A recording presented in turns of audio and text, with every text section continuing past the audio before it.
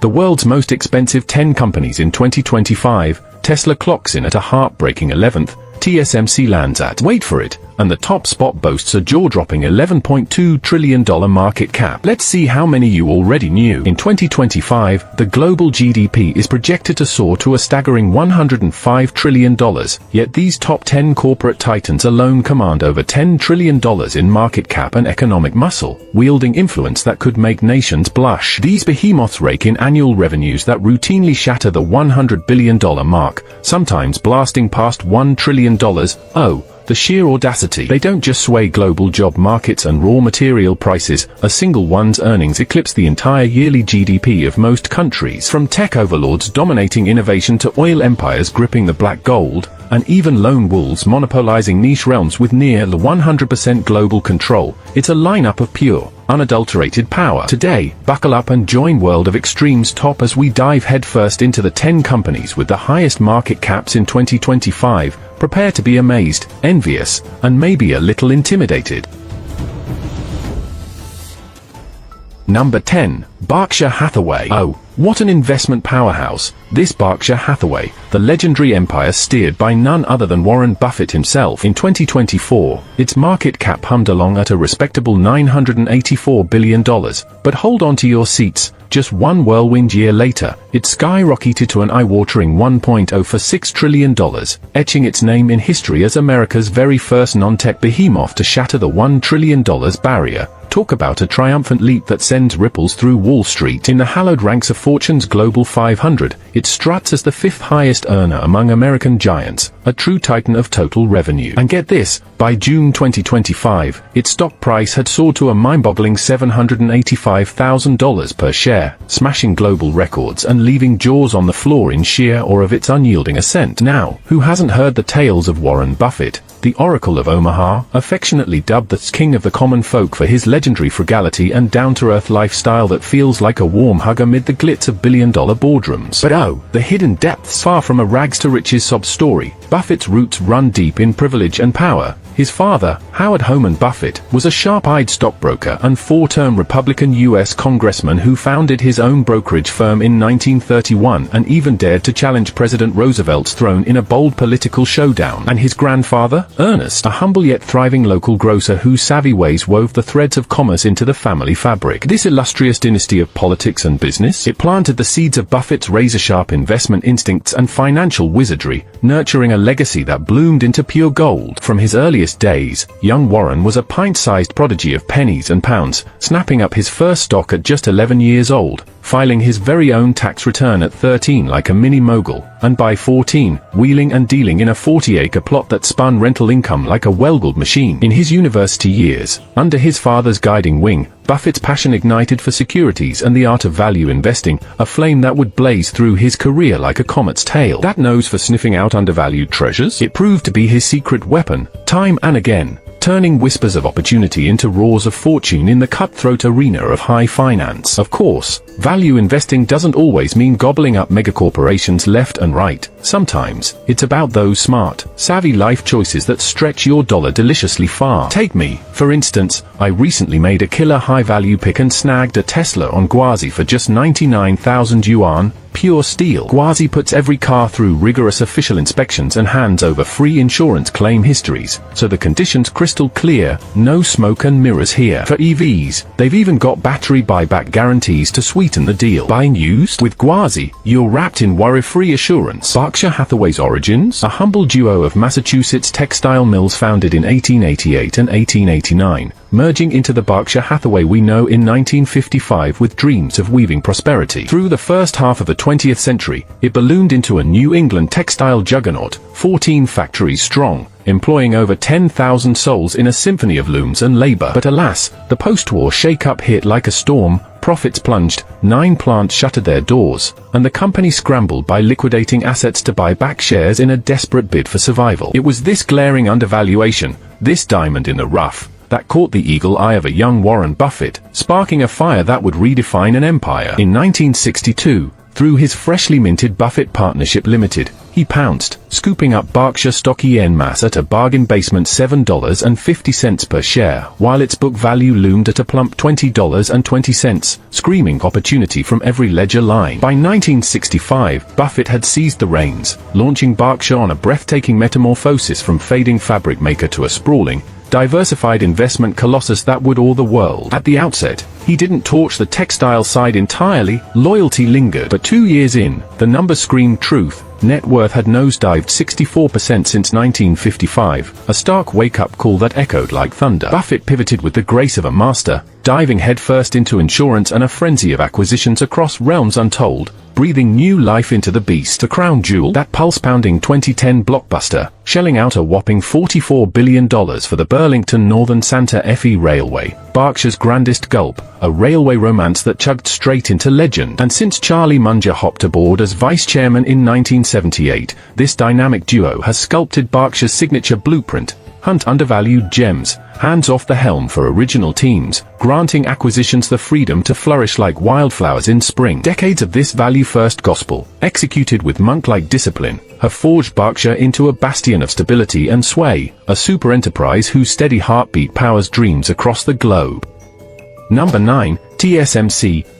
The undisputed titan of the silicon world, Taiwan Semiconductor Manufacturing Company, the pioneering force that revolutionized the chip game forever. As the globe's very first dedicated semiconductor foundry and the undisputed king of pure-play wafer fabrication, TSMC commands a staggering 67% to 68% market share with ironclad dominance, while proudly holding the crown as Taiwan's largest corporate powerhouse, a true behemoth whose innovations pulse through every gadget in your hand. As of July 2025, its market cap had rocketed to an awe-inspiring $1.217 trillion, a testament to its unyielding ascent amid the AI frenzy that's rewriting the rules of tech. But don't let today's glittering glory fool you. This empire's humble beginnings were met with skeptical smirks and raised eyebrows all around. Flashback to 1987. At the seasoned age of over 50, Morris Chang, former vice president at Texas Instruments, returned to Taiwan like a visionary on a mission. Backed by government funds and the mighty Philips as his shield, he launched TSMC on the Industrial Technology Research Institute's sturdy platform, daring to bet everything on a radical model: pure foundry work, no pesky design distractions. The industry scoffed. Vertical integration is king, they sneered, dismissing it as a wild detour from the era's sacred path. Yet Chang stood firm, his eyes fixed on the horizon. He knew pure-play wafer foundry was the tidal wave of tomorrow, and boy, did he unleash a tsunami that reshaped an entire industry. Riding the crest of the semiconductor revolution's 5 mighty waves, TSMC shattered the $1 billion annual revenue barrier in just a decade, a blistering sprint that left competitors in the dust. But the true game changer, the spark that ignited its stellar trajectory, that fateful 2011 debut of the 28-nanometer process. Picture this: at a pivotal 2012 dinner banquet humming with high-stakes whispers, Chang sealed a tentative pact with Apple's operations brass. It started modest, just half the iPhone chip orders, but oh, what a gateway it became, blossoming into the deep, unbreakable alliance that would propel TSMC to stratospheric heights. TSMC blazed trails as the world's first to mass-produce 7nm and 5nm wonders,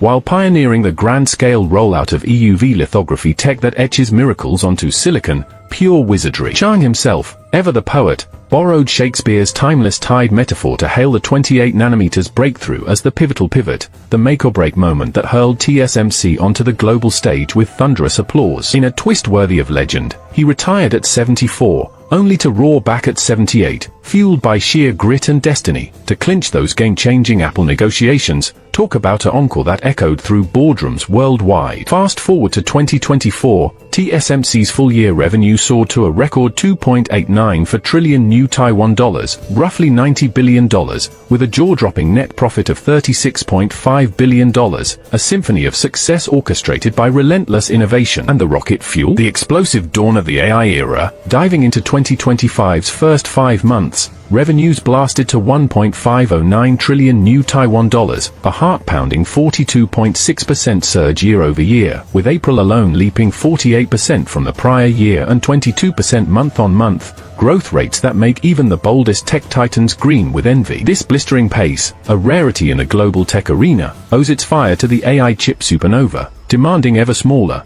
ever smarter silicon brains. Analysts are buzzing with optimism. AI chip revenues are forecasted to hit $26 billion in 2025, ballooning to $46 billion by 2027 and a mind-blowing $90 billion by 2029, a trajectory that's not just heating up the foundry market but cementing TSMC's throne in high-end processes like an unbreakable fortress. As the trailblazing frontrunner in cutting-edge tech, TSMC charges ahead from 5 nanometers and 3 nanometers straight into the 2 nanometers frontier. Get ready. The Hsinchu Baoshan fab and Kaohsiung plants are gearing up for sequential rollouts over the next 2 years, diving into 2 nanometers mass production and yawning wider the chasm with rivals, ensuring their lead stretches like the horizon itself. In essence, today's TSMC isn't just the beating heart of the global tech supply chain, it's Taiwan's unassailable shield, a geopolitical and industrial linchpin whose irreplaceable role turns heads in the grand chessboard of world powers. And founder Morris Chang, a living legend draped in accolades, from the IEEE Robert N. Noyce Medal and National Academy of Engineering Fellowship to, starting in 2024, the crown jewel of Taiwan's honors, the Order of Dr. Sun Yat-sen, rewards as profound as the empire he built, a beacon of brilliance that will inspire for generations. Number 8. Broadcom. The stealthy overlord of global networking chips and enterprise IT infrastructure, a shadowy giant pulling strings from the data center depths to your Wi-Fi router. This powerhouse grips the throne in critical realms like data center switches, Wi-Fi chips, and storage controllers, commanding the #1 spot worldwide with an ironclad grip that keeps the digital world humming. As one of the planet's most profit-guzzling semiconductor titans, Broadcom has sent shockwaves through the tech universe in 2025 with its blistering growth spurt, pure adrenaline-fueled ascent that leaves rivals choking on silicon dust. Its market cap, a meteoric vault from about $760 billion in June 2024 to a staggering $1.29 trillion in just one breathless year, a jaw-dropping surge of over 1.5 times, rewriting the rules of valuation in a frenzy of investor euphoria. But what sorcery sparked this explosive windfall, you ask? Cue the Q1 fiscal 2025 earnings bombshell. AI-specific chip revenues exploded to a heart-pounding $4.1 billion, skyrocketing 77% year-over-year and catapulting the stock skyward by more than 10% in a single triumphant bound. Talk about AI alchemy turning code into gold. And hold your breath. This is the real head-turner. Within Broadcom's semiconductor coffers, AI-fueled ventures now claim a commanding half the kingdom, a seismic leap far beyond last year's slice of the pie, proving this isn't just hype, it's a tidal wave reshaping fortunes. The secret sauce? Ironclad, deep dive pacts with hyperscale behemoths like Google, Meta, and ByteDance, titans of the cloud whose appetites for innovation know no bounds. Analysts are buzzing. Over the next 2 years, AI ops could funnel a luscious $60 to $90 billion in revenue straight into Broadcom's vaults, a glittering promise of endless bounty. Unlike Nvidia's versatile, programmable GPUs that flex for the masses, Broadcom's bespoke ASICs are laser-focused artisans, crafting hyper-efficient, low-power masterpieces tailored for pinpoint AI scenarios, elegant solutions that sip power while unleashing computational fury. This strategic symphony of complements, it catapults Broadcom to the forefront of the AI deluge, not just sipping from the cup but owning the vineyard, carving an irreplaceable niche in foundational AI hardware that echoes through eternity. Yet, beneath this trillion-dollar throne lies a rags-to-riches saga few whisper about, a humble spark from the embers of obscurity. Broadcom's bloodline traces back to a forgotten corner of Hewlett-Packard's empire, a scrappy offshoot clawing for survival in the wilds of innovation. Rewind to 1991. UCLA professor Henry Samueli and his star PhD student Henry Nicholas ignited the flame in a cramped student dorm, armed with a paltry $5,000 seed, pocket change that fueled dreams bigger than the stars. They commandeered the campus lab as their clandestine forge, birthing the first-generation chip designs amid nail-biting cash crunches and midnight oil, pure grit wrapped in genius. Then, 1999's dot-com apocalypse struck like a thunderbolt. Broadcom, like so many tech darlings, teetered on oblivion's edge. Market cap cratered to single-digit despair, racking up over $6.5 billion in crimson losses, slashing more than 500 souls in a brutal cull, and staring bankruptcy square in the face. Oh, the agony of ambition's cruel twist. But legends don't drown, they resurface fiercer. In 2003, Broadcom struck gold with the world's first 802.11b single-chip wireless LAN card, a game-changer that stormed consumer electronics like a digital crusade. And as exclusive supplier for Nintendo's console wireless modules, that golden ticket yanked the company from the brink, flipping red ink to roaring profits in a phoenix-like rebirth. The plot thickened in 2016, a historic pivot that rewrote destinies. Singapore-based Avago Technologies swooped in with a $37 billion thunderclap, acquiring Broadcom and adopting its storied banner, fusing tech arsenals and client empires in a merger of titans that ignited an era of voracious expansion. From there, it was a blitzkrieg of blockbuster buys or lightning strikes that redrew the map. 2017, snatching Brocade Communication Systems to fortify networking fortresses. 2018, devouring CA Technologies to conquer enterprise software realms. And the crown jewel in 2023, a colossal $69 billion gobble of virtualization virtuoso VMware, a mega move that ballooned the tech empire across networks, services,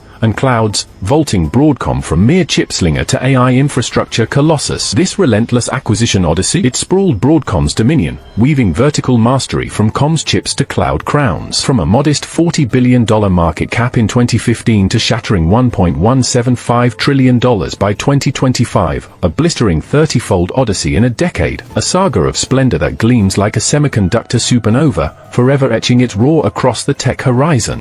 Number 7, Saudi Aramco. Oh, the colossal heartbeat of the global energy realm. This behemoth wielding the world's second-largest proven crude oil reserves, a staggering treasure exceeding 270 billion barrels that could fuel empires for generations. What a titan, commanding the stage with unshakable authority in the oil and gas symphony. Picture the sheer scale. It stewards over 100 oil and gas fields across Saudi Arabia's sun-baked expanse, including the legendary Ghawar, the globe's mightiest onshore oil field, and the oceanic marvel of Safania, the largest offshore behemoth, pumping black gold from depths that whisper ancient secrets. And the stakes? Saudi Arabia's government draws a breathtaking 70% of its fiscal lifeblood straight from this energy juggernaut, a vital artery pulsing with prosperity and power that shapes destinies from Riyadh to the remotest corners of the kingdom. Rewind to 2019, and the world gasped in unison as Aramco's IPO shattered barriers, catapulting its market cap beyond the dizzying $2 trillion threshold in a blaze of glory that rattled capital markets like an earthquake.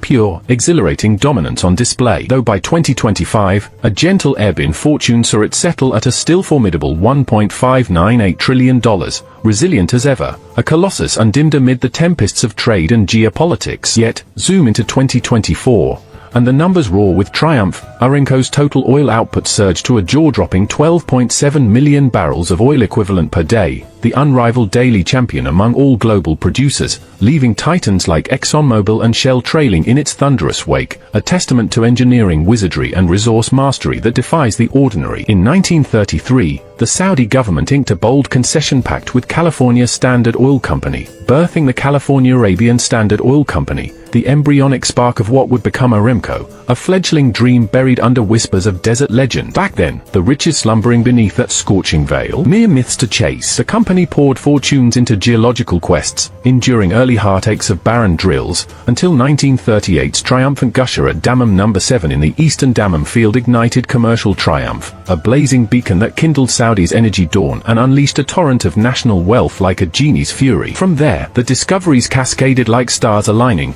World-class leviathans like the Bukake and Abqaiq fields emerged, rewriting maps and fortunes in strokes of seismic splendor. To amplify tech prowess and capital might, Chevron looped in Texaco in 1936, followed by Exxon and Mobil's grand entry in 1948, forging a formidable quartet of American oil overlords in a joint reign of exploration and extraction. Aramco's nerve center once thrummed in San Francisco's fog-shrouded streets, its veins coursing with Yankee management flair. Yet on the scales of wealth and sovereignty, Saudi's awakening stirred like a desert storm. From 1972, the kingdom began staking its claim, inching into ownership with determined grace, culminating in 1980's full nationalization, a seismic declaration of absolute dominion over its subterranean treasures, a proud reclaiming that echoed through history's halls. Then, in 1988, the Saudi Arabian oil company rose phoenix-like, swallowing Aramco's vast empire whole. Thus Saudi Aramco was christened, its name a clarion call thundering across the globe. With upstream mastery secured, Aramco didn't rest on laurels, it charged downstream like a conqueror, weaving refineries and chemical citadels worldwide to forge an unbreakable chain. From Saudi's soil sprang the planet's grandest integrated petrochemical haven, a marvel of molecular magic. And beyond, joint ventures bloomed in China, India, Korea, and the US, refining alliances that amplify its global sway, turning crude into commerce with relentless, radiant reach. Number 6. Meta. The unrivaled colossus of social connectivity and multimedia tech, the world's grandest social network and all-encompassing media empire. Under its vast umbrella, Meta's platforms boast a breathtaking combined daily active user base of 3.3 billion souls. Imagine that, out of every 2 people on this spinning blue marble, one is immersed in Meta's magical web of wonder. From a lofty perch of about $910 billion at the close of 2023, its market cap has erupted in less than a year and a half to a dazzling $1.807 trillion, a blistering surge exceeding 80%, a rocket-fueled ascent that doesn't just move the needle, it shatters the dial. This isn't mere arithmetic, it's a triumphant banner waving over global digital socializing and immersive tech supremacy, a digital dominion that pulses with the heartbeat of humanity. And here's the delicious irony that tickles the soul. This trailblazing behemoth, the very architect of internet evolution, owes its visionary spark to Mark Zuckerberg, a Harvard dropout who barely survived a single semester before fate yanked him toward destiny's wilder path. But destiny has a poetic flair. In 2017, Harvard, ever gracious, bestowed upon this classroom escapee an honorary Doctor of Laws degree, a shimmering capstone that symbolically sealed his unfinished scholarly saga with elegant closure, honoring the global titan who slipped through their ivy-clad gates. Whisk back to February 4, 2004, in the cozy confines of his Harvard dorm, Zuckerberg flipped the switch on a little website dubbed Facebook, a humble launch that would soon roar into legend. Yet the seeds planted even earlier, back in 2002 upon his high school graduation from the illustrious Phillips Exeter Academy, where a quirky gem called the Photo Address Book ignited his imagination. This was no ordinary directory, it was a vibrant student-crafted social blueprint, brimming with snapshots, class details, hobbies, and quirks, all stitched together for effortless camaraderie and chatter among peers. Facebook's very name and ethos, a loving nod to that academy tradition, the Facebook essence, centering photos as portals to personal stories, transforming real-world campus bonds into a digital tapestry that sowed the seeds of the social media revolution,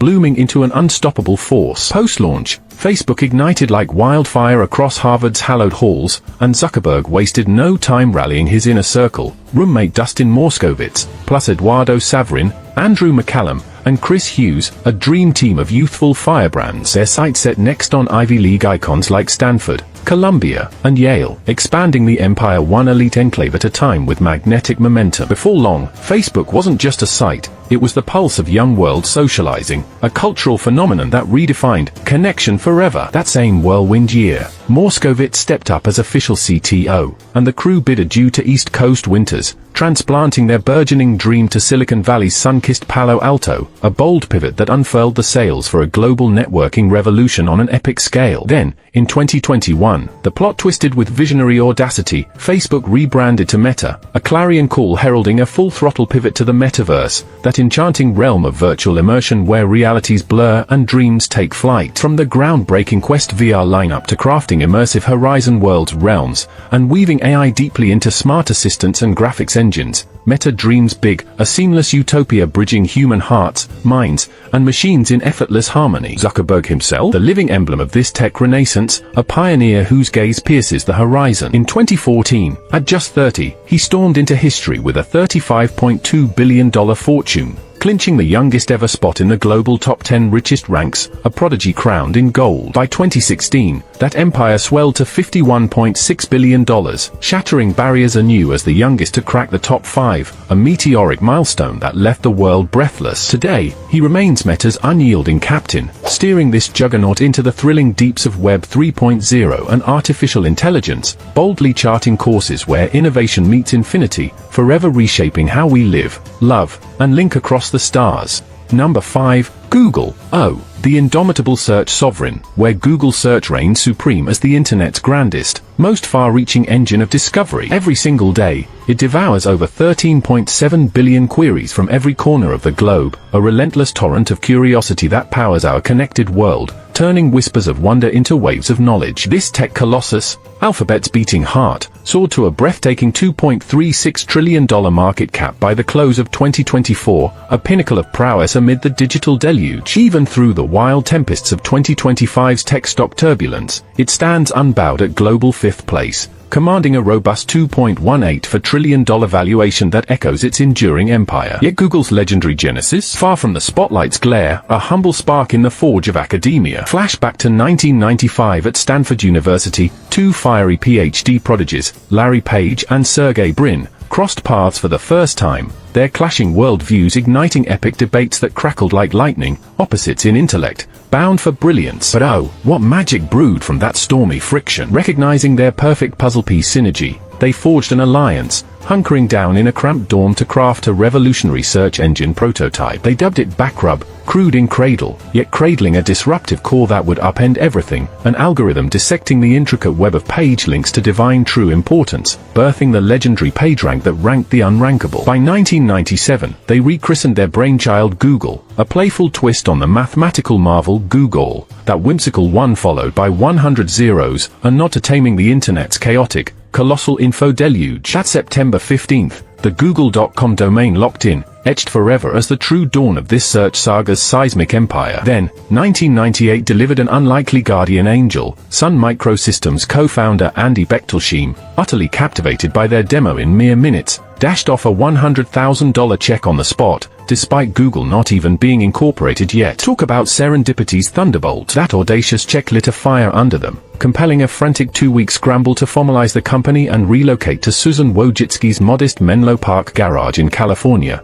$1,700 monthly rent for a space that would soon symbolize Silicon Valley's sacred startup soil. Fast forward to August 19, 2004, Google burst onto the public stage, unleashing 19.6 million shares at $85 apiece in a triumphant IPO that vaulted its market cap to a dazzling $23 billion overnight, a launchpad to the stars, not the summit. And just 2 years hence, they swooped in with a savvy $1.65 billion to claim the fledgling YouTube, that scrappy video upstart. Today, the undisputed monarch of global video realms, a crown jewel acquisition hailed as one of the 21st century's shrewdest tech triumphs, blooming into billions of views and viral victories. Now, in this golden gateway of Google's saga, a fresh frontier gleams, the white-hot arena of artificial intelligence, where Google charges undaunted. Its powerhouse AI behemoth, Gemini 2.5, weaves seamlessly into search fabrics, enchanting over 1.5 billion monthly active users with intelligent insights that feel like mind-reading magic, elevating every query to epiphany. The parent powerhouse, in Q1 2025, it roared a bold pledge, a whopping $75 billion infusion into AI's wild frontiers, fueling dreams of tomorrow with unbridled ambition. DeepMind, that visionary vanguard, surges ahead on quantum quests. The Willow quantum chip prototype, unveiled in a blaze of breakthrough, slashed errors in scaling like never before, sparking a 25% stock surge in a single electrifying day, a quantum leap that quakes the cosmos of computation. And in the bastions of security and cloud supremacy, victory bells toll. Google's masterstroke acquisition of Wiz, the cloud sentinel extraordinaire, fortifies its arsenal in enterprise realms, plugging vital gaps in the fierce fray against Amazon's AWS and Microsoft's Azure, weaving a web of unbreakable defenses that shields the skies of data. Number 4. The Amazon, the unstoppable juggernaut of the digital age, the globe's unrivaled e-commerce titan that's not just the world's largest online retailer and bustling marketplace, but a symphony of innovation. From leading the charge in smart speakers with Echo's enchanting voice to powering the clouds with AWS's world-beating services, and gripping the live-streaming pulse through Twitch's vibrant streams, Amazon weaves it all with masterful flair. And in the grand ledger of internet empires, measured by revenue and market share, it holds a throne that's as steady as it is soaring, a beacon of boundless ambition. But who could dream that this roaring behemoth once whispered its first breaths in the humblest of garages, a spark of audacity against the ordinary? Rewind to July 5, 1994, Jeff Bezos, Wall Street's golden boy, boldly quit his cushy high-salary gig, packed up from New York's glittering chaos, and trekked to Seattle's misty outskirts, Bellevue, to be precise, to birth an online bookstore humbly named Cadabra. But fate chuckled at the near miss with Abracadabra, prompting a swift rename to Amazon, a poetic salute to Earth's mightiest river and Bezos's fiery vow to forge the planet's grandest store, a waterway of wonders for all. His Seattle stake, pure prophetic genius, not only did it tap the tech talent fountain from Microsoft and the University of Washington, but it slyly sidestepped sales tax woes while cozying up to Oregon's book warehouses for seamless logistics, a chess move that set the board for empire building. That fledgling dream's headquarters, a cozy corner of Bezos's own garage, a makeshift magic factory buzzing with possibility amid the scent of fresh ambition. By May 1997, the IPO ignited like a flare, rocketing funds for explosive growth, and by 1998, the horizons expanded, no longer chained to tomes alone. Amazon dove into music, videos, and images, snapping up online booksellers in the UK and Germany to unfurl its wings across borders, kicking off a globalization gallop that knew no pause. Post-1999, the floodgates burst, categories cascaded like a digital deluge: video games, gadgets, home goods, software, toys, and beyond. From that tiny bookshelf seed, it blossomed into the ultimate everything store, a cornucopia captivating the world with endless delight. Then, 2002 dawned. AWS, a quiet whisper at first, offering devs simple traffic tools and open APIs. But the true thunderclap, 2006 S3 storage debut, letting businesses rent cloud space like never before, a revolutionary rent-a-rack that rewrote the rules. 2 years on, EC2's elastic computing joined the fray, crowning AWS as Amazon's turbocharged second engine, a powerhouse propelling profits to the stars. Today, AWS roars with annual revenues blasting past $107.6 billion, claiming a commanding slice, over a third, really, of the global cloud throne, a misty kingdom where data dances free. On July 5, 2021, 27 years to the day, Bezos passed the CEO baton to AWS trailblazer Andy Jassy, a pivotal pivot etching Amazon's evolution into a tech platform powerhouse, blending retail wizardry with silicon sorcery. By year's end 2024, Amazon's symphony swelled to $638 billion in revenue, a vibrant 11% leap, with net profit soaring to $59.2 billion, a roaring testament to its profit alchemy that turns clicks into cascades of cash. As of July 2025, its market cap had surged to a breathtaking $2.371 trillion, locking in its perch among the world's corporate constellations, a stellar rise that dazzles investors and dreamers alike. And anchoring this empire, the irresistible allure of Amazon Prime, that loyalty elixir binding hearts and carts. By 2024, its global flock topped 200 million devoted souls, with US Legion swelling to 180 million, blanketing over 80% of American homes in a blanket of perks and privileges. Prime subscription symphony, a harmonious $44.38 billion in 2024 revenues, up a spry 10%, crafting a fortress of sticky, superfans who return like clockwork, fueling the flywheel of fun and fortune. From those garage-bound books to dominating retail realms, cloud conquests, and content cascades, Amazon isn't merely a company, it's a whirlwind revolution reshaping how we shop, connect, and conquer daily life. And all in a mere 30 years? A saga of sheer, exhilarating genius that leaves us all forever changed, forever clicking. Number 3. Apple. The eternal innovator, the trailblazing trailblazer that etched its name in eternity as the world's very first company to shatter the $1 trillion market cap barrier back in 2018. From 2011 through 2024, it clung fiercely to the global crown of market value supremacy, a throne of triumph that whispers of unyielding excellence and visionary grit. This tech symphony isn't just the planet's revenue-reigning manufacturing maestro, it's the fourth highest per unit sales wizard among personal computer purveyors, the unchallenged overlord of tablet realms, and the undisputed smartphone sovereign, shipping wonders that light up lives across the globe. Apple's tendrils of influence, they stretch like a digital aurora, from sleek computers and revolutionary phones to life-saving watches, all woven through masterful operating systems and a constellation of services that bind souls in seamless harmony. At its core, a closed-loop ecosystem of magnetic allure, a velvet trap of high-stickiness magic that turns users into lifelong devotees, lost in its elegant embrace. Kicking off 2025 with a bang, global iPhone active installs soared past 1.46 billion devoted devices, while the grand total of humming Apple gadgets eclipsed 2.35 billion, a constellation of connectivity that outshines the stars. And by July 2025, its market cap had ballooned to a breathtaking $3.189 trillion, a celestial summit that cements its reign among corporate constellations. But to speak of Apple is to summon the spirit of one man, Steve Jobs, the audacious architect whose fire forged a legend from the embers of dreams. In 1976, at the tender age of 21, Jobs teamed with his kindred spark, Steve Wozniak, in a sun-drenched California Cupertino garage, the birthplace of Apple Computer Company. Their inaugural offering, the humble Apple I, little more than a bare motherboard sans screen, keyboard, or power supply, yet this raw whisper cracked open the dawn of the personal computing era, a revolutionary ray piercing the veil of possibility. Hot on its heels, the Apple II erupted into icon status, catapulting Apple to Silicon Valley stardom as one of its earliest breakout success stories, a whirlwind of innovation that danced through homes and hearts. Yet glory's glow often casts long shadows. In 1985, amid a maelstrom of internal power clashes,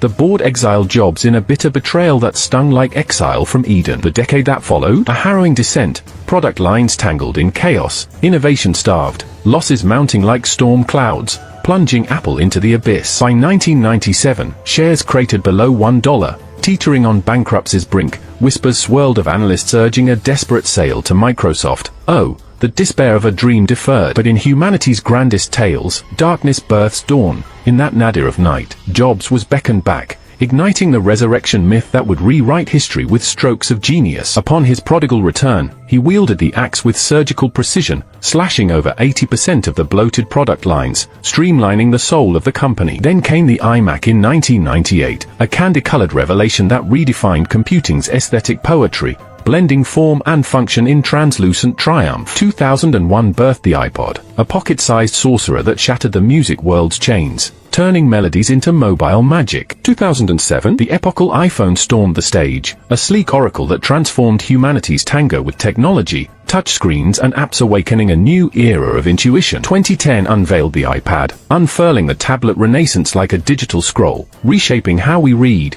create, and connect. And the cascade continued. Apple Watch and AirPods leaped forth, catapulting wearables to euphoric new peaks, adorning wrists and ears with health's watchful eye and audio's whisper. Today, in Jobs' stead stands Tim Cook, hailed as the maestro of margins, the CEO who conjures cash like alchemy. Lacking Jobs' obsessive artist's fire, he wields the steady sword of supply chain sorcery and global orchestration, sculpting Apple into one of history's mightiest moneymakers. In 2024 alone, Apple's net profits thundered to $93.7 billion, a daily deluge exceeding $256 million, a fiscal fireworks display that leaves jaws agape in awestruck admiration. Under his vigilant voyage, Apple's empire sprawls ever outward, infusing fresh vigor into the brand's boundless blueprint. In 2025, Apple doesn't just lord over hardware heavens, its services symphony surges as the second growth crescendo. With over 1.46 billion iPhones in active orbit, 2.35 billion devices pulsing worldwide, Apple Pay cradling over 785 million users in seamless swipes, and Apple TV Plus storming the streaming summit, its original gem Severance swept a record-breaking array of 2025 awards, from Emmys to Peabody nods, a thriller tapestry that ensnares souls and snags statuettes. These triumphs, they etch in stone Apple's triumphant transmutation from hardware forge to ecosystem enchantress, a metamorphosis as mesmerizing as it is masterful. And worth a reverent whisper,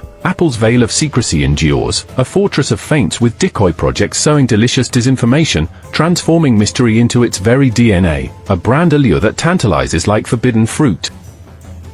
Number 2, Microsoft. Oh, the unparalleled software sovereign and the crown jewel of listed enterprises worldwide, a relentless vanguard of the AI revolution while reigning supreme as a cloud computing colossus and gaming galaxy unto itself. This tech titan doesn't just innovate, it ignites eras, blending code and creativity into empires that span screens and skies. As of July 2025, Microsoft's market cap had thundered to a breathtaking $3.707 trillion, a stratospheric summit that cements its status as a financial force of nature, outpacing rivals in a symphony of silicon supremacy. It all ignited in 1975, a spark in the desert. Bill Gates, that visionary firebrand, joined forces with his boyhood comrade Paul Allen in the sun-scorched sands of New Mexico to birth Microsoft, the dawn of a digital dynasty. Their inaugural triumph, licensing their self-forged BASIC interpreter to the Altair 8800, the globe's first commercially victorious personal computer, a bold gambit in an age when hardware hulks ruled the roost. But Microsoft, they charted a defiant course. Software alone, hardware be damned. Oh, what audacious alchemy! That choice propelled them through the 80s like a comet, surging amid IBM PC standardization storm. In 1981, Destiny sealed the pact, Microsoft inked a landmark deal with IBM to furnish its PC with an operating system,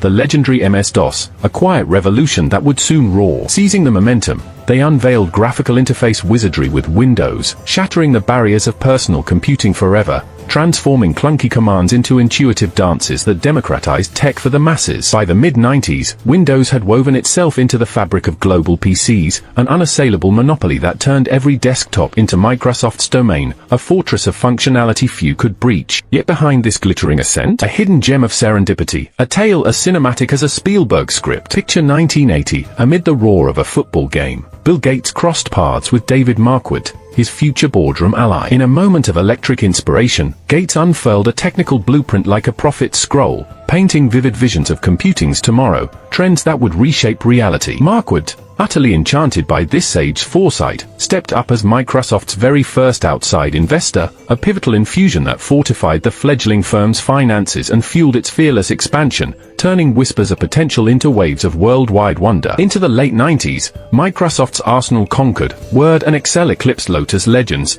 the Office suite storming office realms like an unstoppable armada, and Windows 95 XP, blockbuster beacons that catapulted Microsoft to the zenith of tech's pantheon, icons etched in pixels and memory. But oh, the tides of time. As the mid-2000s unleashed the internet inferno and mobile marvels, Microsoft faced fresh tempests, stumbles in the smartphone sprint post-iPhone launch, battles lost but lessons learned in the fires of adaptation. Yet surrender? Never. Innovation pulsed eternal in their veins. Enter 2014, Satya Nadella ascended as CEO, a transformative tempest who slashed through the old guard, pivoting from legacy software sales to the exhilarating frontiers of cloud sovereignty, subscription sorcery, and audacious R&D, a reinvention as radical as it was rewarding. And what truly reignited the world's awe? Microsoft's ferocious foray into AI and gaming, a dual-pronged assault of ambition and action that redefined dominance. In 2019, Microsoft shattered the $1 trillion barrier for the first time, a milestone etched in earnings euphoria. By 2021, it vaulted past $2 trillion,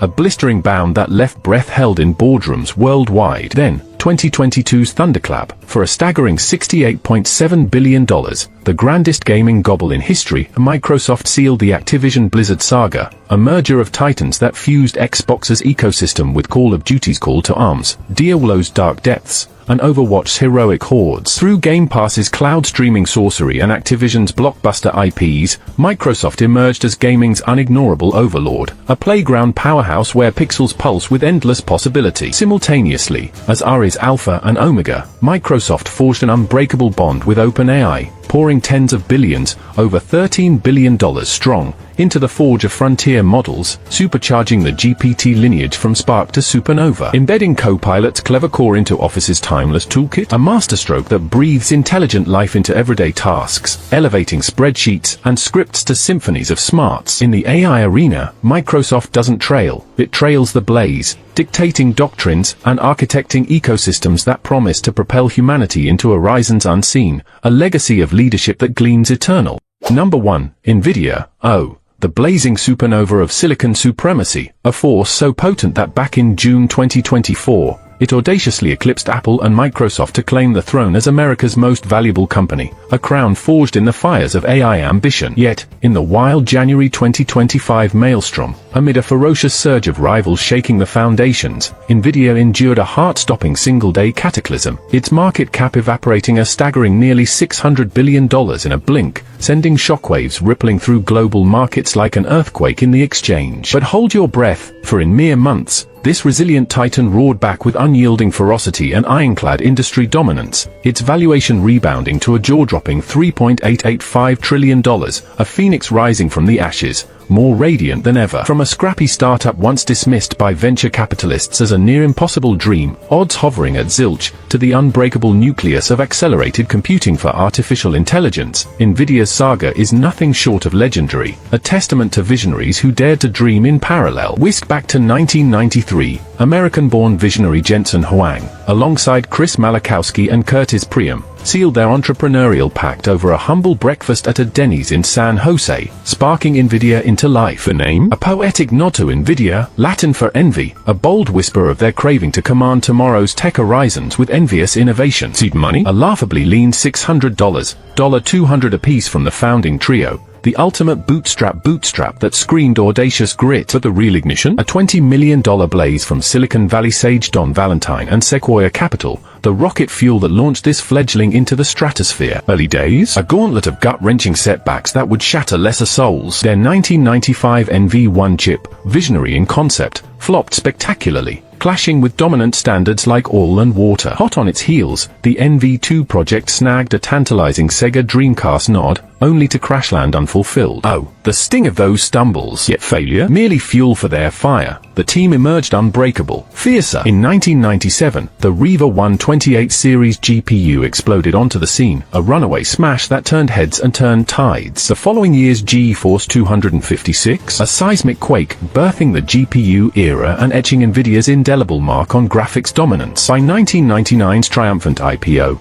the ascent was irreversible, from GeForce 4's personal graphics conquest to delving deep into Ari's Hopper and Blackwell architectures. Nvidia's relentless architecture vanguard strategy has been their secret sword, slicing through eras with surgical precision. In Q3 2023 alone, Hopper's H100 accelerator cards flew off shelves at over 500,000 units, a record-shattering spree that redefined demand. And with Blackwell's blockbuster unveil, shipments erupted exponentially, the unbreakable backbone propping up global AI model training and inference like Atlas holding the heavens. But Nvidia's genius? Weaving a colossal ecosystem that ensnares industry titans in symbiotic splendor. From co-crafting AI fortresses with cloud colossi like Google and Microsoft, to profound pacts with OpenAI and Meta fueling frontier models, or arming Tesla and Mercedes with autonomous driving silicon sorcery, Nvidia transcends mere graphics. It's the indispensables water, electricity, and coal of the digital economy, the unseen pulse powering progress. In fiscal 2025, the computer networking juggernaut reigned supreme, devouring 89% of total revenues at an astonishing $130.5 billion,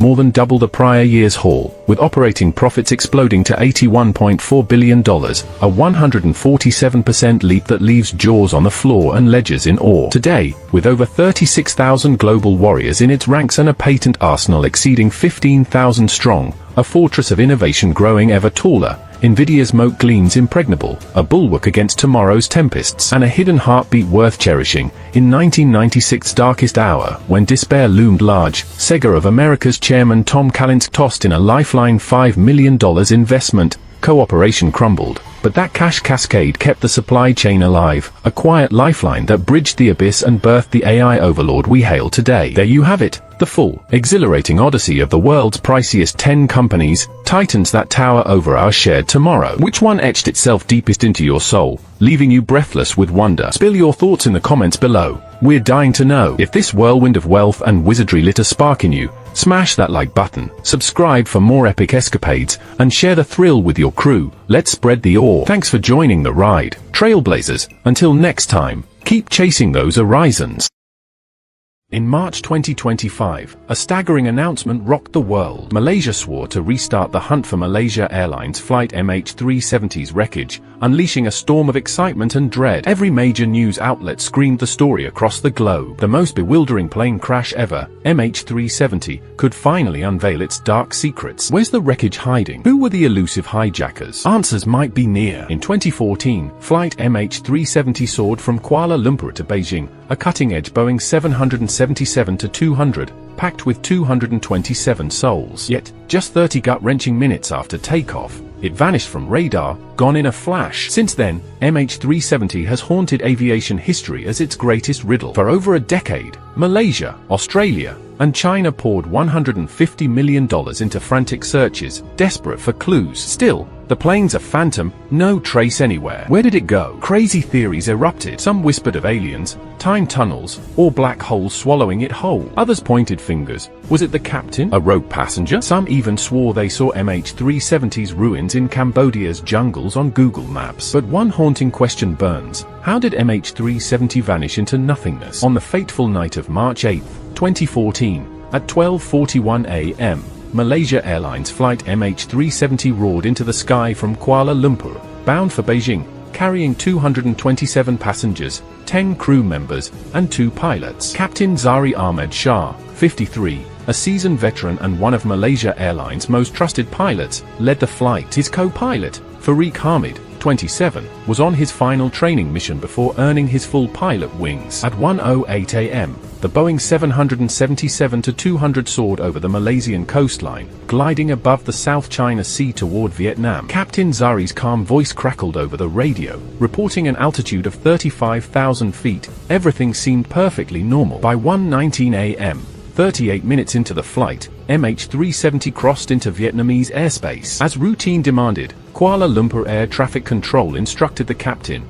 MH370, contact Ho Chi Minh City. Good night. Zari's reply was chillingly casual. Good night, MH370. It sounded so ordinary, so routine, no hint of the terror to come. But shockingly, those words became MH370's final message to the world. Just 2 minutes after that call, as the plane entered Vietnamese airspace, it vanished from radar in under 30 seconds. This sudden, heart-stopping disappearance became the greatest aviation mystery in history. At 1:21 a.m., Kuala Lumpur Air Traffic Control noticed nothing amiss, assuming MH370 had safely crossed into Vietnam's radar range. Moments later, Vietnamese controllers were stunned. MH370 had vanished from their screens. They frantically tried to contact the plane, but silence was their only reply. After 18 agonizing minutes of failed attempts, Vietnam alerted Kuala Lumpur. MH370 was gone. Protocol demanded that Kuala Lumpur's Aviation Rescue Coordination Center be notified within an hour, but shockingly, it took for excruciating hours for the emergency response to kick in. By 6:32 a.m.,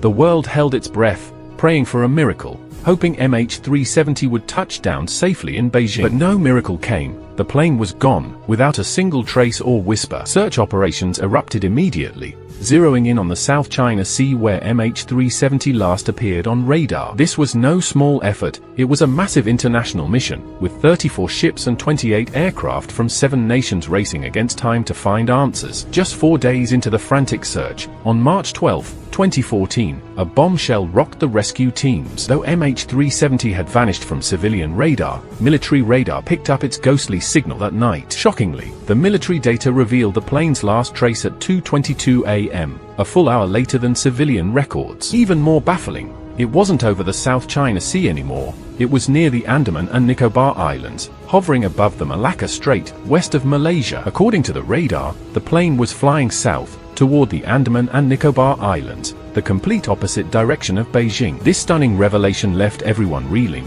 Where was MH370 headed? Was it streaking toward India, crashing into the Himalayas, or even Kazakhstan? The search spiraled into chaos, but days later, a glimmer of hope emerged, a new clue that turned everything upside down. Satellite data uncovered a chilling detail. After disappearing from both civilian and military radar, MH370 had tried to ping a satellite. This wasn't unusual. It's like a phone desperately searching for a Wi-Fi signal. When all connections to ground radar and radio systems failed, MH370 desperately tried to reach out to a satellite, clinging to a faint hope of staying linked to the world. But here's the gut-wrenching twist. The plane only attempted to log in. It never connected. No location data, no signals, nothing shared with the satellite. Yet, this didn't stop the relentless investigators. They uncovered a crucial clue. When a satellite receives a communication request, it swivels its antenna toward the plane's direction. By measuring the antenna's angle and crunching the numbers, they pieced together a rough estimate of MH370's location. Astonishingly, satellite data revealed the plane tried to ping the satellite 7 times. Investigators marked these attempts with 7 stark white circles, each representing a handshake with the corresponding time. The 7th circle, chillingly, was the plane's final, desperate attempt to reach out. But here's the mind-blowing shock. That final circle was massive, sprawling across vast regions, from Kazakhstan and China to Indonesia, Australia, and a boundless ocean. MH370 could be anywhere within that enormous circle, or even beyond. Satellite data alone wasn't enough to crack the case, so the investigators dug deeper, factoring in the plane's speed, remaining fuel, and more. After grueling calculations, they narrowed it down. MH370 was likely in the shadowed region of that final circle. This arc, known as the 7th arc, became the heart of the mystery. The 7th arc lies 2,500 kilometers west of Australia, a vast, uncharted expanse, shrouded in secrets. On the map, satellite predictions trace the plane's path. A bold yellow dotted circle marks the farthest MH370 could have flown with its fuel. 7 grueling hours in the air. The red arc, the 7th arc, pinpoints where the plane likely plummeted to its doom. Search after search was launched, targeting the yellow-shaded zones. The orange areas burned with the most intense efforts, scoured relentlessly. But by April 2014, hope faded, the surface search was halted. No debris, no trace, MH370 sank into the abyss, leaving nothing to float on the sea. Still, finding MH370 remained a desperate mission. Deep-sea searches roared to life, plunging into the ocean's depths. This was the largest, most expensive search ever, with teams battling weeks, months, even years to find the lost plane. Yet, heartbreakingly, they found nothing, absolutely nothing. 3 years later, after burning through $160 million, the deep-sea search was called off.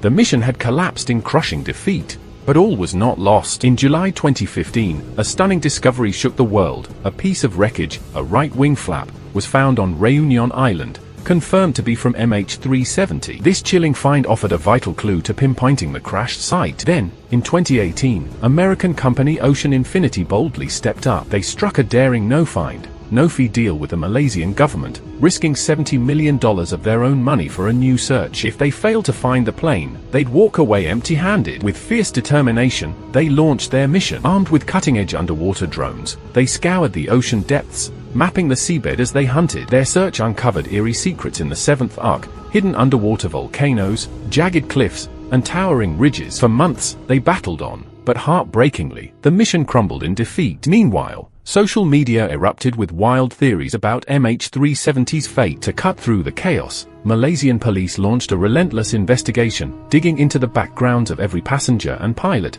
desperate to uncover if someone had plotted to hijack the plane. From these probes, haunting questions arose, clawing at the truth. First and foremost, how did MH370 vanish from radar? Was it a catastrophic electrical failure, or a sinister human act that silenced the plane's systems? Most chillingly, many believe someone deliberately caused the disaster. The prime suspect, Captain Zari Ahmed Shah, accused of intentionally severing communications, plunging MH370 into the ocean's depths. But why would he do such a thing? Some whisper he was battling a fractured mental state. Others suspect a dark suicidal urge, or even a terrifying hijacking plot, like a terrorist attack. So why was Zari thrust into the spotlight of blame? The evidence is haunting. First, the plane made a near 180-degree turn back from Vietnam toward Malaysia, an impossible feat for autopilot. The pilots had to manually, deliberately disable the transponder. Second, MH370 veered straight to the Thailand-Malaysia border, cunningly dodging radar detection from both nations' airspace. Third, and most spine-chilling,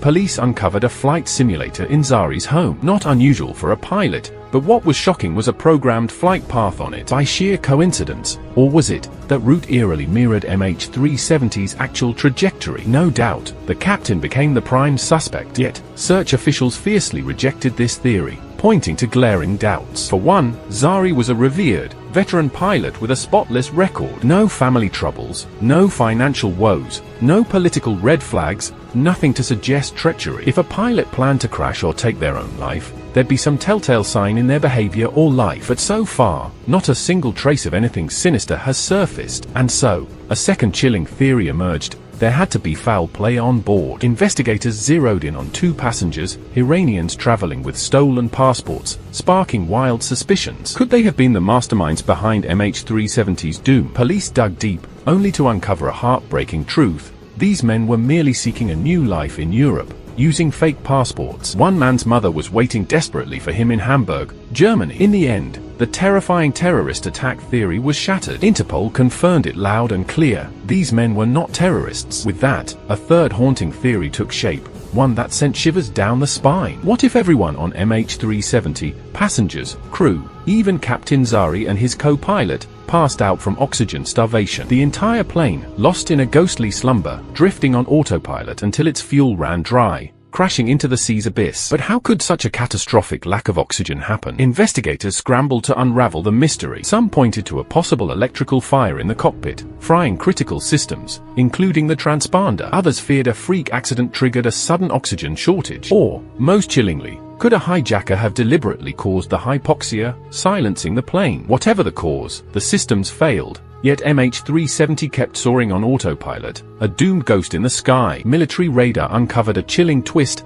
MH370's autopilot abruptly veered south, streaking across the Indian Ocean, only to crash in a desolate sea 2,000 kilometers west of Australia. Wild theories swirled in the aftermath. Some claimed aliens snatched the plane from the sky. Others whispered that the US military shot it down, scrambling to hide the truth. Some even speculated that Russian President Putin knew its secret location, or that a new Bermuda Triangle had swallowed it whole. These outlandish ideas piled up, but they were clearly far-fetched. Years have passed, yet the deepest pain lingers with the families torn apart by loss. On January 29, 2015, Malaysia's Civil Aviation Authority delivered a gut-wrenching blow, officially declaring MH370 lost, with all 239 passengers and crew presumed dead. This cold, official verdict forced families to face a brutal reality: their loved ones were likely gone forever. Yet, many clung to hope, refusing to accept the truth. They held fast to the belief that their relatives might still be alive, or, at the very least, prayed to recover their remains for closure. On July 30, 2018, the Malaysian government released a staggering 822-page final report to MH370's grieving families. It detailed the plane specs, crew profiles, and exhaustive search efforts. But, heartbreakingly, the report admitted defeat. Investigators could not pinpoint the true cause of MH370's disappearance. It revealed a chilling detail: the plane was deliberately turned off course by human hands, its controls possibly sabotaged, veering it far from its path. Yet, who was to blame remained a maddening mystery. This vague conclusion fueled confusion and left families seething with rage and despair. In the years since, these heartbroken families fought tirelessly for answers, demanding justice for their loved ones. They rallied, protested, and filed lawsuits against the Malaysian government, Malaysia Airlines, and Boeing, desperate to uncover the truth and hold someone accountable. But their quest for justice has been a grueling, agonizing struggle.